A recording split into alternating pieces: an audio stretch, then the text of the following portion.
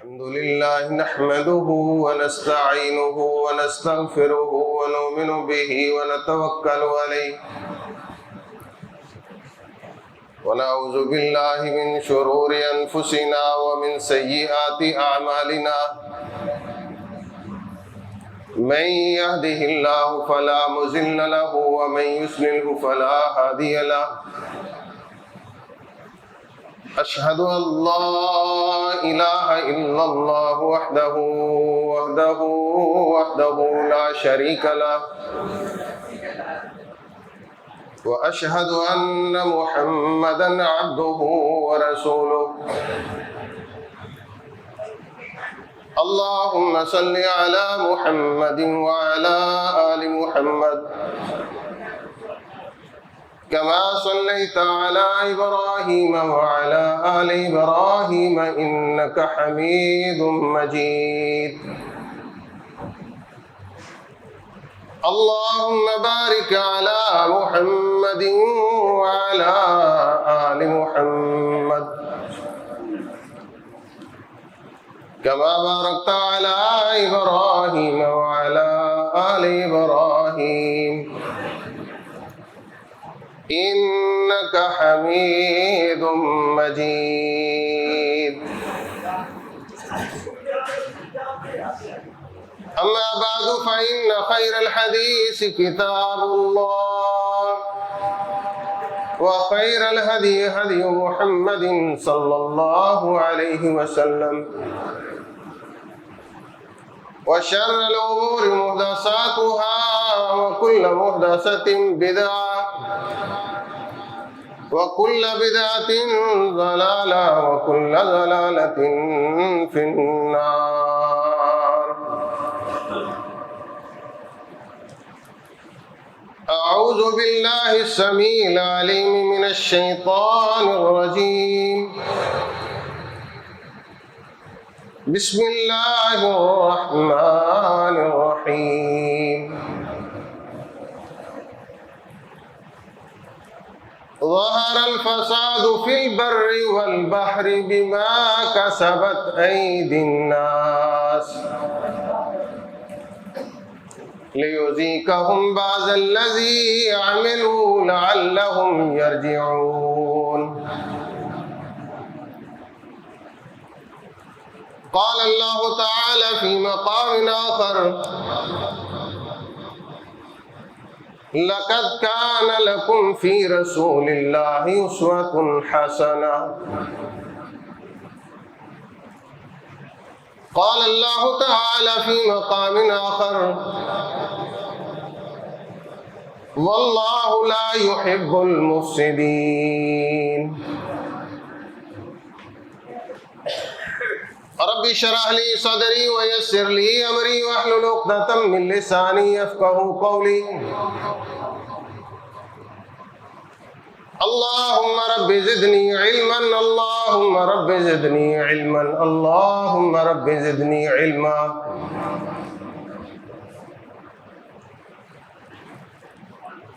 ہر قسم کی حمد و ثنا، بڑائی کبریائی مال کے ارض و سما کے لیے انگنت بے شمار لا تعداد درود و سلام امام الانبیاء سید الکونین پیارے پیغمبر محمد الرسول اللہ صلی اللہ علیہ وسلم وسلم کی ذات گرامی کے لیے.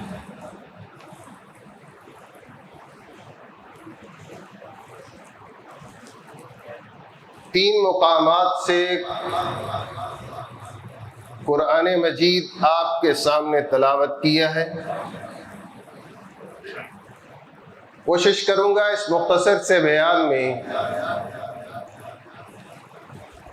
ان تین مقامات سے ہم رہنمائی لیں کہ ہمارے رب نے جس معاشرے میں ہم بس رہے ہیں اس معاشرے کو خوبصورت بنا کر اور خوبصورتی میں اس معاشرے میں جینے کا کیسے طریقہ بتایا. اور جو معاشرے میں خرابیاں پیدا ہوتی ہیں، ہماری معاشرتی زندگی میں انتشار و افتراق کا ماحول بنتا ہے، اس کا تدارک اللہ اور اس کے رسول نے ہمیں کیا بتایا؟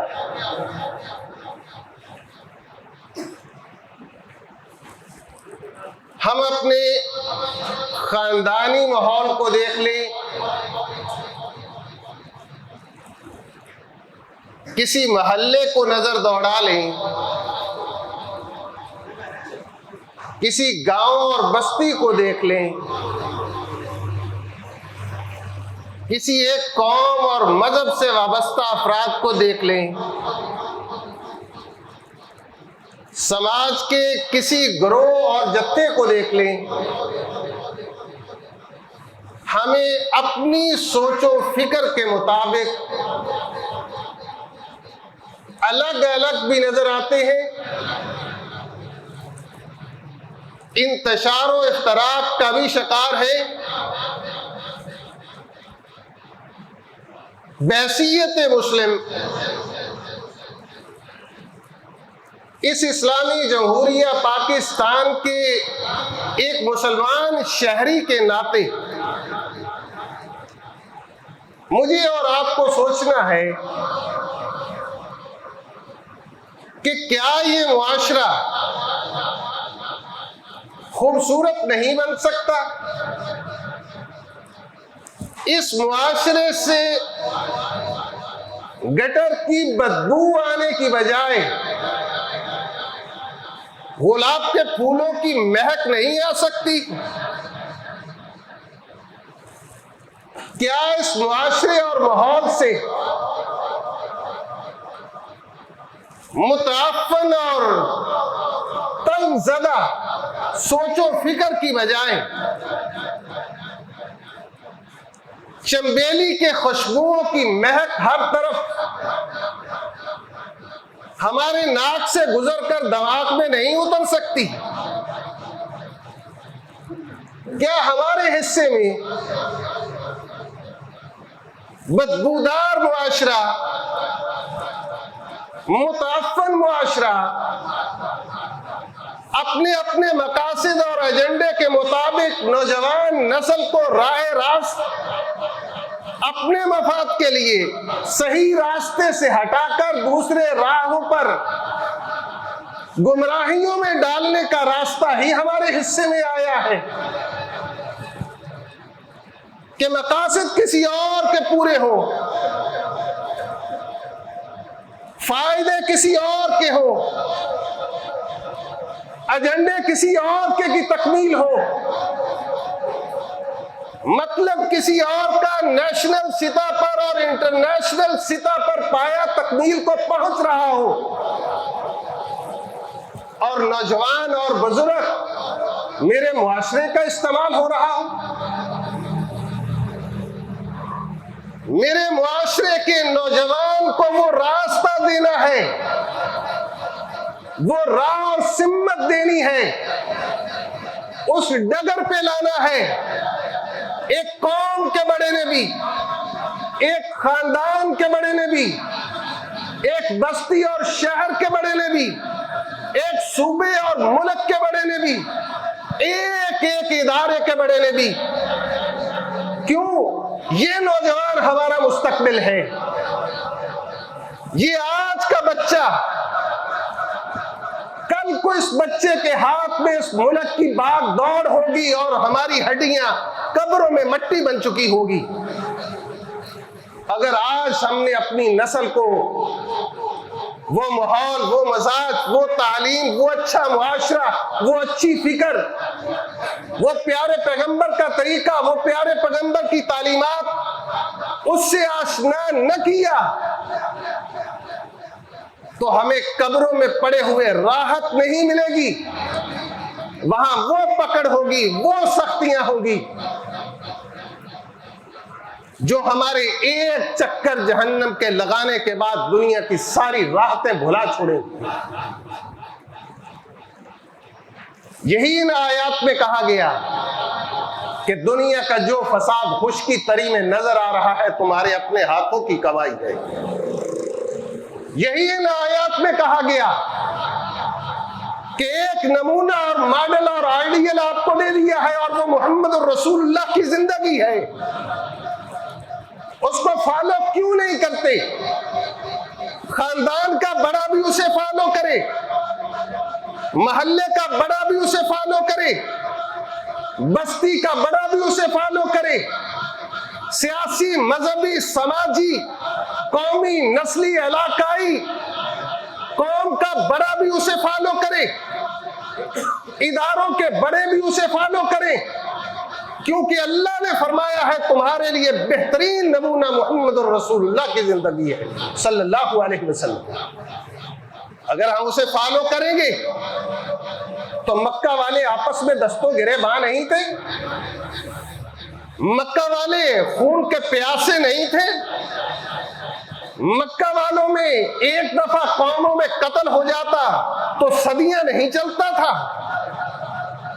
کیا وہ ایک دوسرے کے گریبانوں میں ہاتھ ڈال کر اپنے مقاصد کے ایجنڈے کی تکمیل نہیں کرتے تھے؟ لیکن پھر ایک شخص اللہ نے بھیجا، ایک وجود کو اللہ نے مبعوث فرمایا، امت پر احسان فرمایا، اس احسانیت پر انعام کیا کہ محمد الرسول اللہ کو مبعوث فرما کر اس بے راہ روی کا شکار قوم کو ایسے راز پر لائے تو پھر وہ امت کی اس انسانیت کی رہبر و رہنما بن گئی، چور محافظ بن گئے، عزتیں لوٹنے والے بچیوں کے سروں پہ ہاتھ رکھ کے ان کی عزتوں کے محافظ بن گئے، غریبوں کا مال لوٹنے والے ان کا خیال رکھنے والے ان کے ہمدرد بن گئے اور ان کا آسرا بن گئے، ان کا سہارا بن گئے.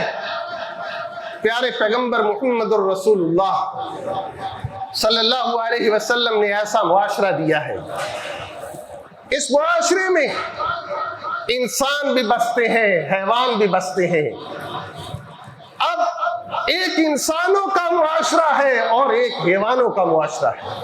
حیوان کے پاس تو عقل نہیں ہے، شعور نہیں ہے. انسان کو فوقیت دی ہے اسے عقل دے کر، شعور دے کر. اگر ایک انسان بھی جانوروں والی حرکت کرے تو اسے قرآن کہتا ہے اولئک کالانعام بل ھم اضل. یہ تو چوپایا ہے، جانور ہے، بلکہ اس سے بھی گیا گزرا ہے. عقل دی ہے، سوچ دی ہے، شعور دیا ہے. اگر اس کے پاس وہ عقل اور شعور ہے ہی نہیں. مکے والے کافروں نے کیا کہا تھا؟ دشمنی تھی، مخالفت تھی، قبول نہیں کرتے تھے. لیکن رات کو چھپ چھپ کر قرآن کیوں سنتے تھے؟ کہ ہمارے ذہن کو بات لگتی ہے کہ بات اس کی اچھی ہے. جو پیغام دے رہا ہے، جو قرآن کی تلاوت کر رہا ہے، وہ دل میں اترتی جا رہی ہے. اس معاشرے کو اپنی اپنی قوموں، قبیلوں، نسلوں، خاندانوں، پارٹیوں، مذہبی، سیاسی، سماجی گروہوں کے اعلی کار بنا کر اپنے مقاصد کی تکمیل مت کیجیے. ان کو ایک اچھا، باشعور، عقل مند شہری بنائیے. ایک خوبصورت معاشرہ دیجیے، جو معاشرہ اور اس معاشرے کے افراد اپنی ذاتی چیزوں کے بھی محافظ ہوں، اپنے ماں باپ کے اثاثے اور جائیداد کے بھی محافظ ٹھہریں، اپنی خاندان کی عزت و وقار کا بھی خیال رکھنے والے ہوں، جو اپنے صوبے اور ضلع کے وقار اور مقام کا بھی خیال رکھنے والے ہوں، جو اپنے ملک اور وطن کا بھی خیال رکھنے والے ہوں، جو اپنے اداروں کے وقار اور عزت کا بھی پاس رکھنے والے ہوں، جو اپنے وطن کی اور اس دھرتی اور مٹی کے لیے قربانیاں دینے والی شخصیات ہیں، خدمات سر انجام دینے والی شخصیات ہیں، اپنی جانوں کے نذرانے پیش کرنے والی شخصیات ہیں. ان کا بھی وقار، ان کا بھی مقام، ان کا بھی احترام اور ان کی بھی توقیر کا خیال رکھنے والے. صرف یہی نہ ہو کہ بس میں ہوں. نہیں، یہ تو شیطان نے کہا تھا پروردگار نے کہا تھا اسے سجدہ کر دے، میں نے بنایا ہے مٹی سے، نہیں میں نہیں کروں گا۔ کیوں؟ چونکہ میں ہوں۔ یہاں یہ نہیں دیکھنا کہ میں کون ہوں، بلکہ یہ دیکھنا ہے کہ حکم کس کا ہے۔ حکم میرے پروردگار کا ہے۔ کوئی شخص ہے، کوئی جماعت ہے، کوئی تنظیم ہے، کوئی گروہ ہے، اس کے لیے محمد الرسول اللہ صلی اللہ علیہ وسلم نمونہ ہے۔ اور اپنے وطن کو، اپنے ملک کو، اپنے خطے کو، اپنے قانون کو اس طرح وہ پیار کرے کہ یہ دھرتی ہے تو میں ہوں، یہ وطن ہے تو میں ہوں۔ میں نے اگر نیشنل اور انٹرنیشنل اعلیٰ کار بن کر ان کے مقاصد کی تکمیل کر کے اپنے گھر کو آگ لگا دی، اپنے گھر کو جلا دیا، اپنے گھر کی توڑ پھوڑ کر دی، اپنے گھر کو نقصان پہنچا دیا، تو پھر میں عقل مند تو نہیں، باشعور تو نہیں، سمجھدار تو نہیں، تعلیم یافتہ تو نہیں۔ مجھے تعلیم یہ سکھاتی ہے، مجھے میری عقل کیا یہ سکھاتی ہے، میرا علم یہ سکھاتا ہے میں دوسرے کو گھر کو آگ جلا دوں، قربانیاں دینے والوں کی یادگار کو ختم کر دوں؟ مجھے غصہ آ گیا ہے، مجھے کسی چیز پر تلخی آ گئی ہے، تو پیارے پیغمبر سے رہنمائی لیجیے نا۔ میری فکر کے خلاف کوئی بات ہو گئی ہے تو میں نے اسے کیسے کرنا ہے؟ اب خوبصورت معاشرہ پیارے پیغمبر محمد الرسول اللہ کا ارشاد گرامی ہے۔ ہر مسلمان کو یہ حکم ہے کہ وہ امر بالمعروف، اچھی بات کا حکم دے، بری بات سے روکے۔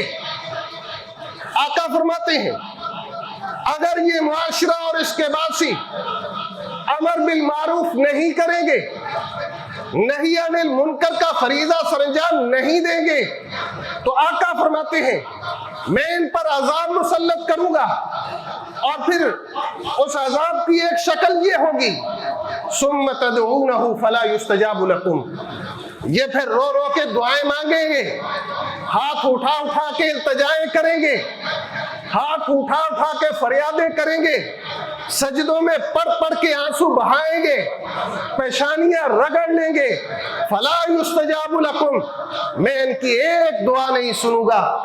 میرا مولا، میرا اللہ، میرا خدا آقا علیہ السلام فرما رہے ہیں کہ وہ ان کی ایک دعا نہیں سنے گا۔ کیوں؟ کہ انہیں حکم دیا گیا ہے کہ اچھی بات کا حکم دیں، بری بات سے روکیں۔ اور یہ روکنا کیسے ہے؟ ہر آدمی کہتا ہے جو میں کہہ رہا ہوں وہ ٹھیک ہے۔ ہم ان معاشروں کو اپنی خواہشات کے مطابق چلاتے ہیں۔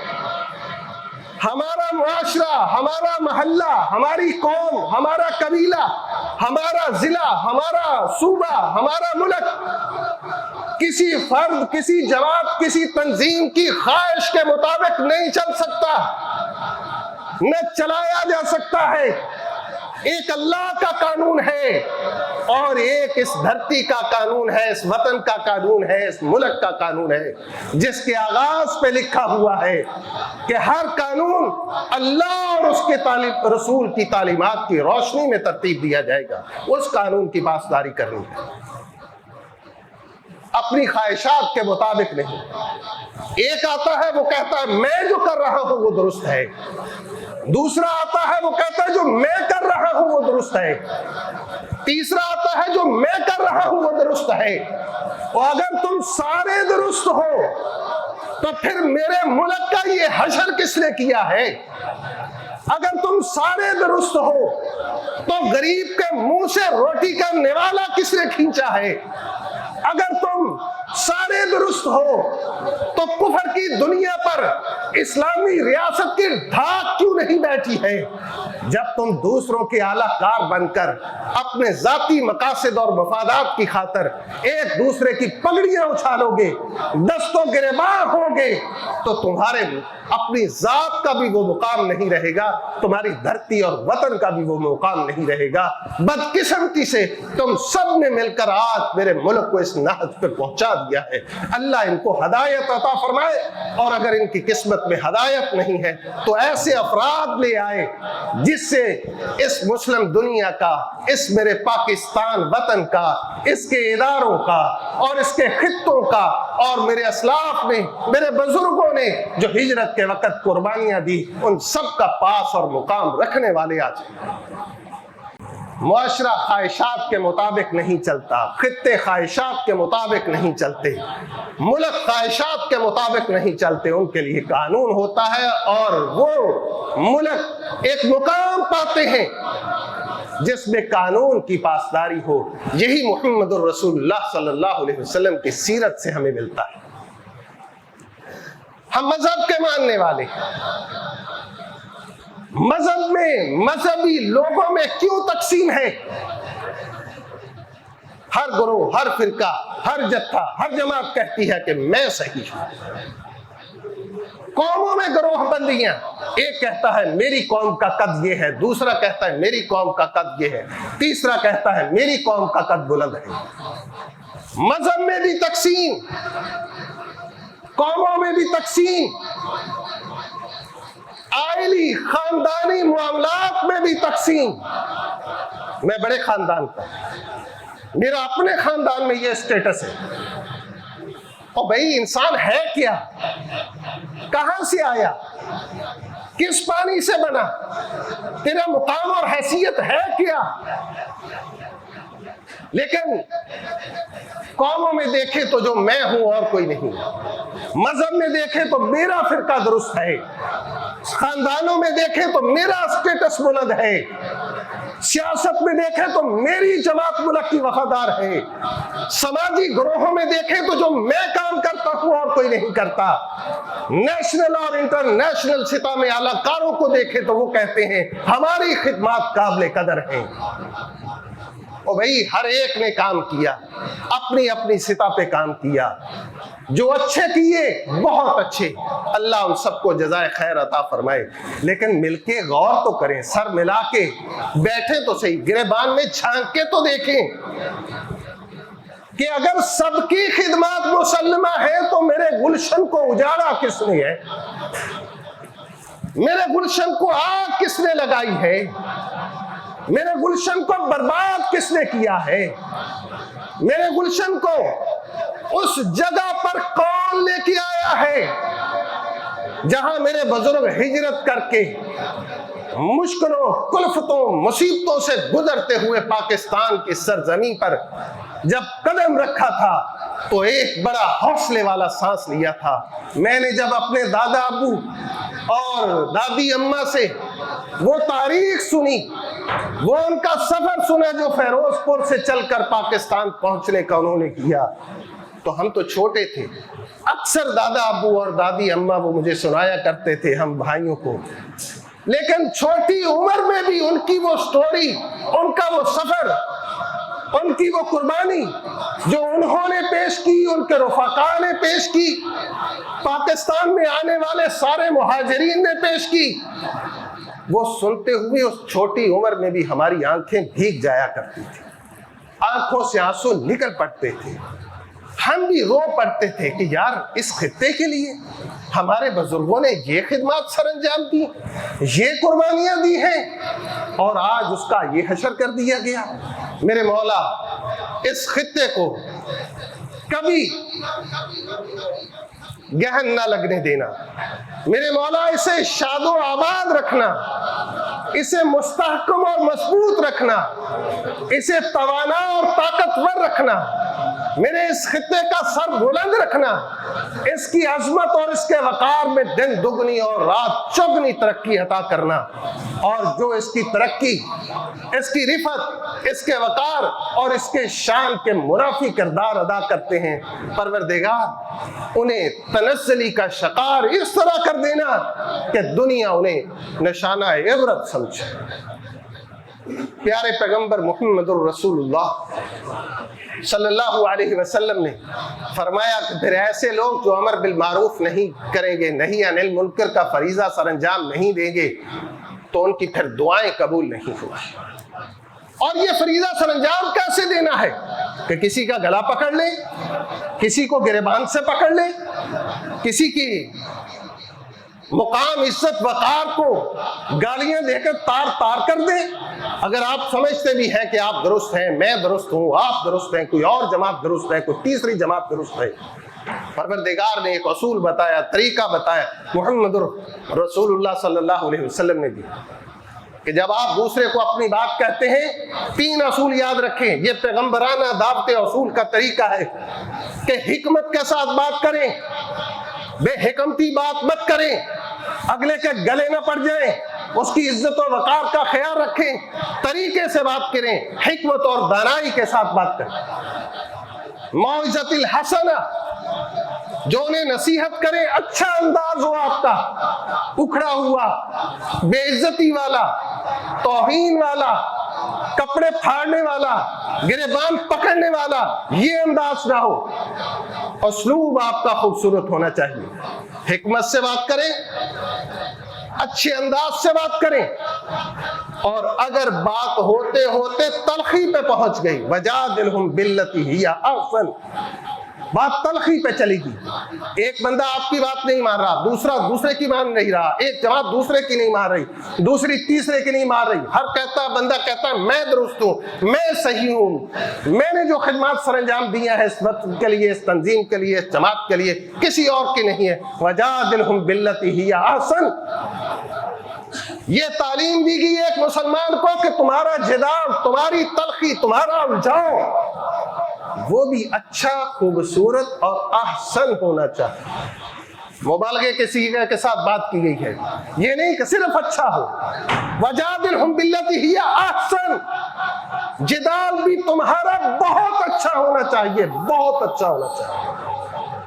کیا ہمارے جدال، ہماری تلخیاں، ہمارے الجھاؤ، اس میں کوئی اچھا پن نظر آتا ہے؟ ایک دوسرے کی ماں بہن ایک کر دیتا ہے، دوسرا تیسرے کی ماں بہن ایک کر دیتا ہے، اور تیسرا چوتھے کی ایک کر دیتا ہے، اور ہم ہیں کہ وہ باندر باندری والوں کی طرف تماشا دیکھنے کے لیے کوئی ایک کے ساتھ نکل جاتے ہیں، کوئی دوسرے کے ساتھ نکل جاتے ہیں، کوئی تیسرے کے ساتھ نکل جاتے ہیں۔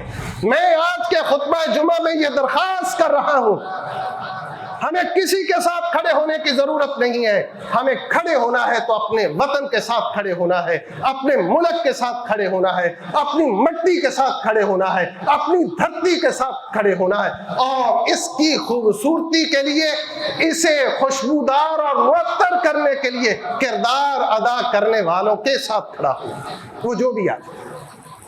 مذہب کے ماننے والے ہیں تو انہیں کہہ دیا قرآن و حدیث کے دائرے میں رہیں، اصول دے دیا کہ ترکت فیکم امرین لن تضلوا ما تمسکتم بہما، کتاب اللہ و سنت رسولہ، گمراہی پہ چلے جاؤ گے، قرآن و سنت کو مضبوطی سے تھامے رہنا۔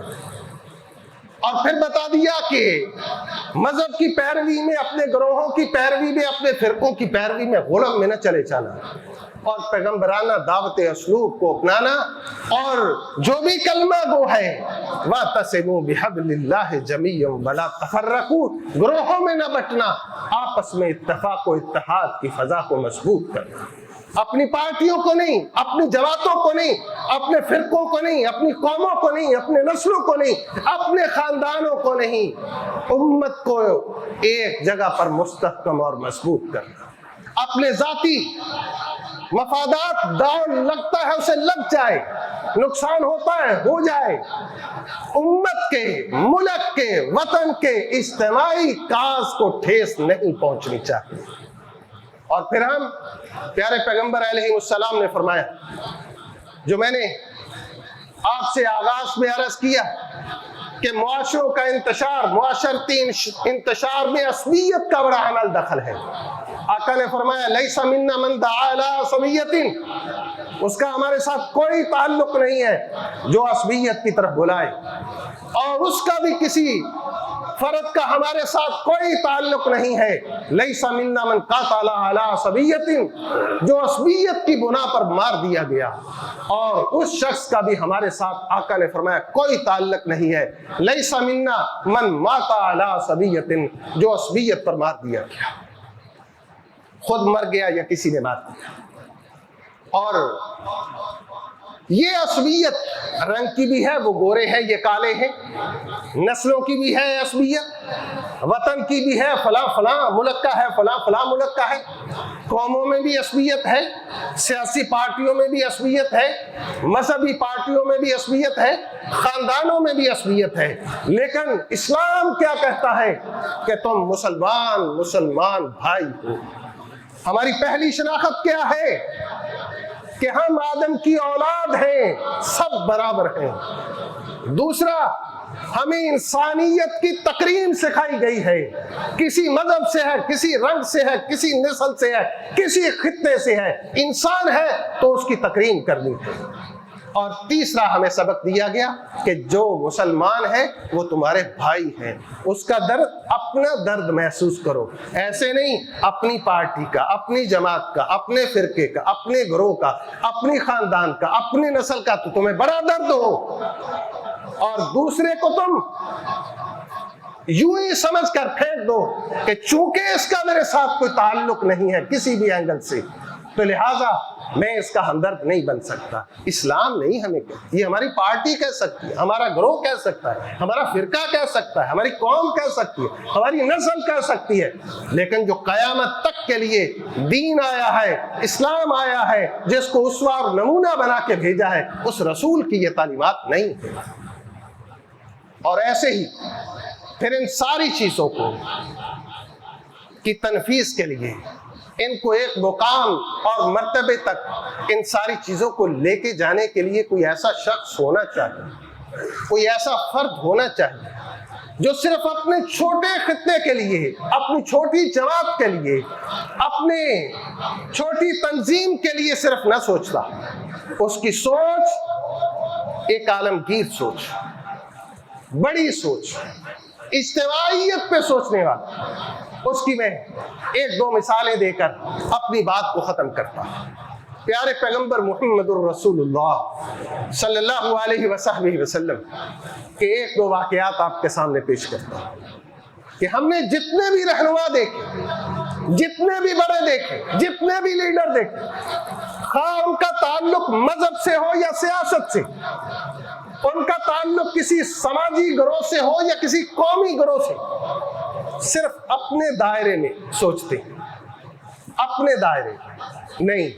محمد الرسول اللہ صلی اللہ علیہ وسلم، ایک تنازع کھڑا ہو گیا مکہ میں، بیت اللہ بن رہا تھا، تعمیر ہو رہی، حجر اسود کی تنصیب ہونی۔ ایک سردار کہتا یہ شرف مجھے ملنا چاہیے کہ میں اسے اٹھا کر حجر اسود والی جگہ پر اسے نصب کر سکوں۔ دوسرے سردار کا خیال ہے نہیں، یہ شرف مجھے ملنا چاہیے۔ اور جس طرح ہمارے یہ لوگ تختیاں لگانے پر جھگڑتے ہیں کہ یہ میری تختی، یہ میرا کام، یہ میرا کام، یہ نہیں کہ میں نے ملک کے لیے کیا خدمات سر انجام دی، ویسے ہی وہ مکے والے سردار بھی کہ یہ شرف مجھے ملے، یہ شرف مجھے ملے، یہ شرف مجھے ملے۔ تنازع تھا، لڑائی ہو جاتی، جھگڑا ہو جاتا، بات طول پکڑ جاتی، فیصلہ ہو گیا، کل جو پہلے آئے گا جو فیصلہ کر دے قبول ہوگا۔ بندے بھی اچھے تھے، کسی کو ثالث ماننے کے لیے بھی تو تیار ہو گئے، آج تو کسی کو ثالث ماننے کے لیے کوئی تیار نہیں ہوتا۔ اگلے دن محمد الرسول اللہ صلی اللہ علیہ وسلم تشریف لائے۔ جب آپ تشریف لائے، آپ نے فیصلہ فرما دیا، اپنی چادر مبارک کندھے سے اتار کے زمین پہ رکھی، اپنے دستے مبارک سے پتھر کو، حجر اسود کو اٹھا کے چادر میں رکھ دیا، اور پھر ان سارے سرداروں کو کہا کہ اسے اٹھاؤ اور جہاں نصب کرنا ہے وہاں لے کے آ جاؤ۔ وہ وہاں لے کے آ گئے، آقا نے اپنے دستے مبارک سے حجر اسود کو اٹھا کے وہاں رکھ دیا۔ جو تنازع بڑا ہونے والا تھا، آپ کی اس حکیمانہ انداز سے چند لمحوں میں وہ ختم ہو گئے، سارے اس اچھے کام میں شریک ہو گئے۔ رسول اللہ کی تعلیمات سے یہ ہمیں ملتا ہے، جتنے بھی گروہ، جتنی بھی جماعتیں، جتنے بھی جتھے اور جتنے بھی ٹولے ہیں، انہیں مل کر اتفاق کے ساتھ اس ملک کے مفاد کی بنیاد پر ایک جگہ جمع ہو کر اس ملک کا صرف سوچنا ہے، اس خطے کا سوچنا ہے، اس سرزمین کا سوچنا ہے، تب ہم خوشحالی کی زندگی اور امن و سکون کی نیند سو سکیں گے۔ پیارے پیغمبر کا اسوہ یہ ہے، اور پیارے پیغمبر محمد الرسول اللہ صلی اللہ علیہ وسلم نے پھر ایک اور نمونہ پیش کیا، اور وہ نمونہ کیا تھا؟ حضرت عائشہ رضی اللہ بیٹھی ہے، فرمایا عائشہ دل کرتا ہے ایک دو تین کام کرنے کو، کرتا نہیں ہو۔ مکے والے قریشی یہ کیا کہیں گے، ہمارے بڑوں کے سارے نشان ختم کر رہا ہے۔ سیاستدانوں کو، ملک کی باغ دوڑ سنبھالنے والوں کو، اپنی تنظیموں اور جماعتوں کے بڑوں کو، اپنے خطوں کے اکابرین کو اس بات کو ذہن میں رکھنا چاہیے کہ کسی گروہ اور جتھے سے کوئی تعلق رکھتا ہے اسے دوسرے کی عزت اور وقار کا خیال رکھنا چاہیے۔ پیارے پیغمبر محمد الرسول اللہ صلی اللہ علیہ وسلم نے کہا دل کرتا ہے یہ کام کرنے کہ حتیم کی جگہ آپ نے دیکھا بیت اللہ کے ساتھ ایک چھوٹی چھوٹی دیوار ہے، اصلاً وہ بیت اللہ کی اندرونی جگہ تھی، قریشیوں نے جب تعمیر کیا ان کے پاس اتنے پیسے نہیں تھے، انہوں نے پھر اسے چھوٹا کر دیا، وہ اصلاً بیت اللہ کا اندرونی حصہ۔ آپ نے فرمایا دل کرتا ہے اسے میں ساتھ ملا دوں اور ابراہیمی بنیادوں پر اسے کر دوں۔ دوسرا دل کرتا ہے کہ اس کے 2 دروازے کر دوں۔ تیسرا ہے کہ دروازے کو نیچے کر دوں تاکہ لوگوں کو ایک طرف سے گزریں اور دوسری طرف سے نکل جائیں، آسانی ہو جائے۔ لیکن کرتا کیوں نہیں ہوں کہ یہ نئے نئے مسلمان ہوئے ہیں، ان کے ذہنوں میں کچھ ایسے خیالات جائیں گے کہ ہمارے بڑوں کے نشانات ختم کر دیے، اور ہم جان بوجھ کر دوسروں کو ایذا پہنچانے کے لیے، دوسروں کو رنجیدہ کرنے کے لیے، دوسروں کو تکلیف دینے کے لیے ان کے نشانات کو ختم کرتے ہیں۔ بلکہ ہم میں، ہمارے نوجوان میں تو یہاں تک بات دور چلی گئی کہ جو وطن کے لیے قربانیاں دینے والے ہیں ان کی یادگاروں کو ہی ہم نے توڑ کے رکھ دیا، ان کو جلا کے رکھ دیا۔ پیغمبر کی کیا تعلیم ہے کہ قریشیوں کے نشان بھی ختم نہیں کرتا کہ ان کے دل کو بری بات نہ لگے۔ ہم نے اپنوں بڑوں کے، اپنے اکابرین کے، اپنے لیے قربانیاں دینے والوں کے نشانات کو یوں ختم کر دیا جیسے یہ باپ کی جاگیر ہے، یہ ابا کا گھر ہے۔ نہیں،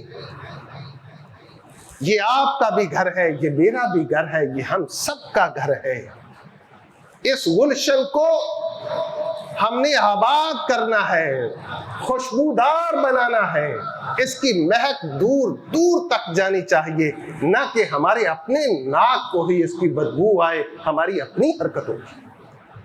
پیارے پیغمبر محمد الرسول اللہ پھر رعایا کو امن اور سکون اور ان کا خیال رکھنے کے لیے ایک جگہ سے جا رہے ہیں، ایک غلے کا ڈھیر ہے، اس کے اوپر تو بڑی اچھی گندم ہے، اور اس میں ہاتھ ڈال کے دیکھا تو اس کے اندر جو ہے وہ تر گندم ہے۔